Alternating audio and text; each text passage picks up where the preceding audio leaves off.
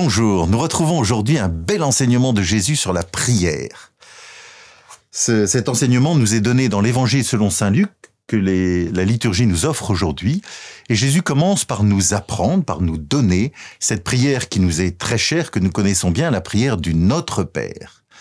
Avec Jésus, ensemble, avec lui, nous nous tournons vers notre Père du ciel et nous pouvons dire Notre Père.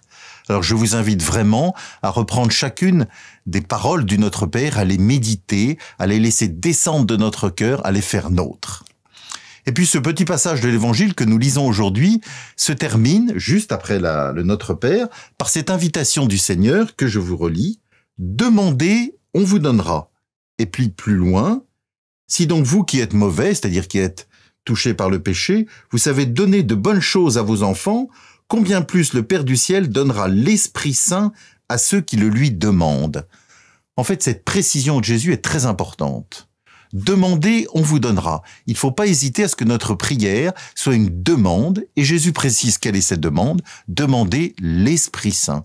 L'Esprit Saint, c'est cet amour du Père et du Fils, qui est l'amour même de Dieu, qui est Dieu même.